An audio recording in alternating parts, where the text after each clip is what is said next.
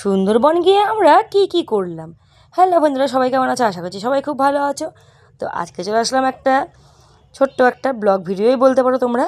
তো সুন্দরবনের first day, তো সুন্দরবন যাওয়ার পথটা আর ফার্স্ট ডে কী করলাম সেগুলো নিয়ে আজকের ভিডিও। তো আমরা চলে গেছিলাম ইন্টারসিটি ধরে।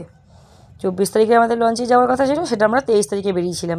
তো এই যে আমার বান্ধবী, ও বাপে বাড়ি যাচ্ছিলো, তো আমাদের একসাথেই আমরা ট্রেনে জার্নিটা করলাম। তো আমি ভাবলাম ভিডিও করে নিয়ে, এটা দেখো আমাদের ফ্যামিলি সবাই গেছিলাম আমরা।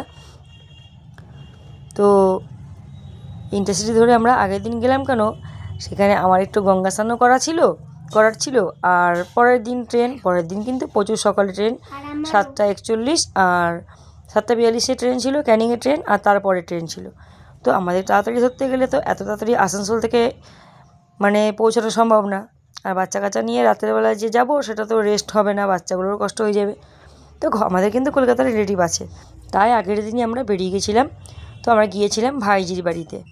আর এই যে আমার কর্তামশাই, ওনার তো গাড়িতে চাপলেই ঘুম পায়। দেখো ট্রেনে যাবো, এক ঘুম দিয়ে নিল।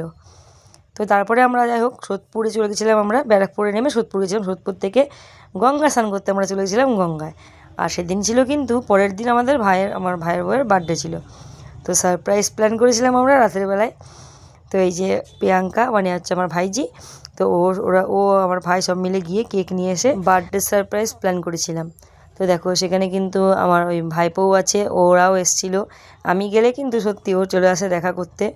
সত্যিই ভালোবাসে, রক্ত সম্পর্কে কিন্তু সব কিছু হয় না, রক্ত সম্পর্ক নেই ওর সাথে আমাদের কোনো, কিন্তু তারপরেও কিন্তু রক্তের সম্পর্কের থেকে কোনো আপন কম কোনো নয়। তো দেখো এবারে আমরা সকালবেলায় চলে গেছিলাম ক্যানিংয়ে ট্রেন ধরবো। আর সেদিনকেই কিন্তু সকালবেলায় প্রচুর বৃষ্টি হয়েছিল, 4টা থেকে বৃষ্টি শুরু হয়েছিল। তো ও কিন্তু পুরো গিয়ে আমাদের একদম শিয়ালদা স্টেশন চলে এসেছিলাম। শিয়ালদা স্টেশন থেকে ক্যানিংয়ের ট্রেনে বসিয়ে ও আবার খাবার কিনে দিয়ে তারপরে ট্রেন ছেড়েছে, তবে গিয়ে ও বাড়ি গেছে। তো আমাদেরকে ট্রেনে চাপিয়ে দিয়ে তবে ও আবার নেমে বাড়ি গেছে। তো এই ভালোবাসাটা কিন্তু সবসময় সব জায়গায় পাওয়া যায় না, তাই না? তা ওর বাড়িতে কেন গেছিলাম বলো তো? গঙ্গা স্নান করবো দেখে আমরা ওদের বাড়িতে গেছিলাম। আর তারপরে রেস্ট করাও হলো, বাচ্চা কাচ্চা নিয়ে একটু দৌড়াতে কম হলো, ওই জন্য। তো দেখো সেই যাই হোক ক্যানিংয়ে স্টেশনে নেমে সেখান থেকে আমাদের গাড়ি নিয়ে চলে এসেছিলো আমাদেরকে। সেই গাড়ি করে আমরা চলে যাচ্ছি এবারে লঞ্চের উদ্দেশ্যে। তো এইখান থেকে কিন্তু 1 ঘন্টার রাস্তা, লঞ্চে যেতে কিন্তু 1 ঘন্টার রাস্তা। তো যাই হোক লঞ্চে চলে আসলাম আমরা লঞ্চের উদ্দেশ্যে। তো সেখানে নেমে এবার আমরা লঞ্চে চেপে যাব। তো লঞ্চেরও কি হয়েছে, আমাদের কিন্তু লঞ্চ ছিল অন্য, ঠিক আছে? তো এই লঞ্চটা একটু ছোটোই এসছে, তবে ছোটো হলেও আমরা কিন্তু মজা করেছি অনেক। তো যত কজন ফ্যামিলি ছিলাম আমরা বেশ এনজয় করেছি সবাই মিলে, সবাই খুব মিশুকে ছিল, সবাই মিলে এনজয় করেছি। তো যেটা বলছিলাম, তো যেই লঞ্চটা আমরা বুক করেছিলাম তার কোনো এমার্জেন্সি কোনো প্রবলেম হয়ে গেছিলো ঘরে, তো সেই জন্য সে অন্য লঞ্চ পাঠিয়েছিল। তো যাই হোক লঞ্চ যেটাই পাঠাক না কেন, আমাদের সার্ভিস কিন্তু ওরা ভালোই দিয়েছে, সার্ভিস সত্যিই খুব ভালো। তো নামটা আমি অবশ্যই বলে দেবো ওদের। আর লঞ্চটার নাম হচ্ছে ভাই ভাই, ঠিক আছে? ভাই ভাই লঞ্চ। তো দেখো লঞ্চে আমরা চেপে গেছি। এবারে লঞ্চে চেপে গেছি, প্রথমেই কিন্তু আমাদের দিয়ে দিয়েছে ওয়েলকাম ড্রিঙ্ক। তো দেখো সবাই একসাথে লাইন করে বসে গেছি। তো এই কিন্তু প্রথম সুন্দরবন আমি গিয়েছিলাম। তো যাই হোক যাওয়ার সঙ্গে সঙ্গেই কিন্তু দিয়ে দিল আমাদেরকে ওয়েলকাম ড্রিঙ্ক। তো ওয়েলকাম ড্রিঙ্ক হাতে পেয়ে গেলাম। তারপরেই কিন্তু চলে আসলো লুচি, আলুর দম আর মিষ্টি। তো সেইটা খাওয়ার পরে চলে গেল আমাদের একটা ঘাটে নিয়ে। এই কিন্তু বেশ জলের মাঝখানে বসে খাওয়ার অভিজ্ঞতাটা বেশ ভালোই, আমার তো বেশ ভালোই লাগলো। তো দেখো চারিপাশে জল আর মাঝখানে আমরা রয়েছি। তো তারপরে চলে গেলাম নিচে। আমরা দেখো যেখানে আমাদের বেডিংগুলো রাখা হয়েছিল সেইখানে তোমাদের চলো, যাতে বিশ্রাম নেওয়ার জন্যও কিন্তু বেশ জায়গা আছে। তো এই চলে যাচ্ছি ভিতরে। আর দুপাশে দেখো বাথরুম আছে ফ্রেশ হওয়ার জন্য, বেশ সুন্দর। আর এই যে চলে আসলো রেস্ট করার জন্য, যদি কেউ রেস্ট করতে চাও রেস্ট করার জন্য বেশ সুন্দর জায়গা করা আছে। তো যাই হোক বেডিংগুলো আমাদের রাখা ছিল এখানে। তারপরে চলে আসলাম আমরা একটা ঘাটে।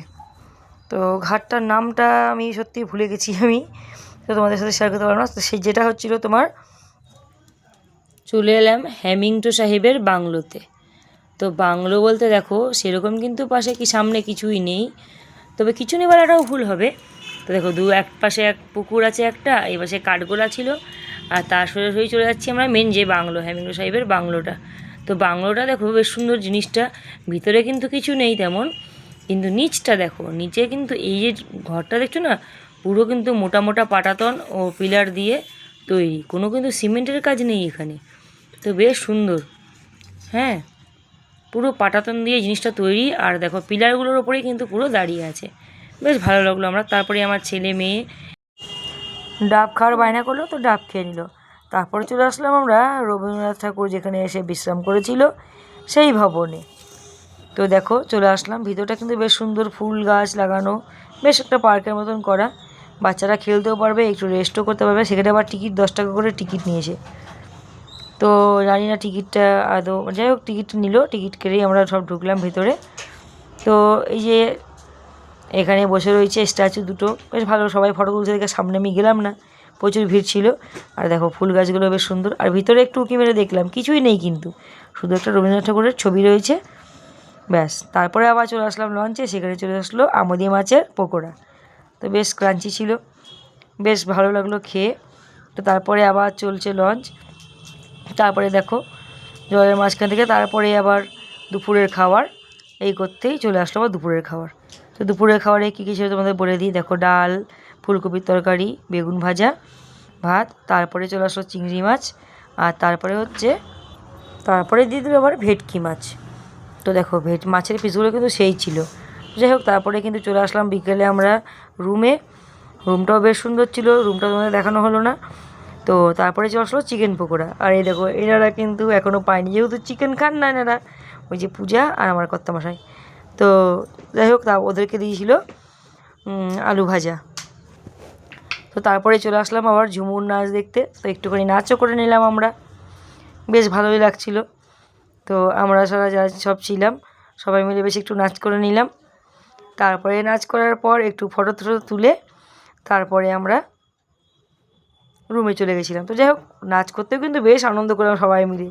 তো সবাই মিলে একসাথে দেখো, কেউ কাউকে চিনি না, কিন্তু যেই এক জায়গাতে একটা লঞ্চের মধ্যে সবাই বেশ সবার চেনা জানা হয়ে গেলাম, সবার সাথে মিলেমিশে একসাথে বেশ সুন্দর দিনগুলো কাটালাম। আবার তো সেই যে যার বাড়ি, তাই না বলো? তো বেশ ভালোই লাগলো, সবাই মিলে বেশ একটু নাচ করে নিলাম আমরা। আর নাচ করার মধ্যে দেখো সব মহিলাগুলো কিন্তু বেশ ভালো, সবাই কিন্তু এমন কোনো অল্প বয়সের নয়, সবাই মোটামুটি বয়স্ক, কিন্তু ফুল এনার্জি নিয়ে ওরা পারফরমেন্স করেছে। সত্যি পেটের দায়ে মানুষকে কত কিছু না করতে হয়, তাই না? তো যাই হোক ওরাও কিন্তু বেশ আমাদেরকে আনন্দ দিল এই নাচ টাচ করে। তো আমিও নিচে নিয়েছি, কিন্তু আমি সবাই মিলে নাচ করেছি। জানি ভিডিওটা একটু লং হয়ে যাচ্ছে, তো যাই হোক ধৈর্য ধরে তোমাদের দেখার অনুরোধ রইলো, সেটা আগেই বলেছি আমি। আর ভালো লাগলে অবশ্যই লাইক কমেন্ট শেয়ার করে পাশে দেখো। তো যাই হোক রাত্রে চলে আসলো ভাত, আর এদিকে মাটন, খাসির মাংস আর ভাত। তো বেশ রান্নাটা বেশ ভালোই ছিল। চলো আজকের মতন এই পর্যন্তই, পরের দিনে ভিডিওটা নিয়ে আবার আসবো।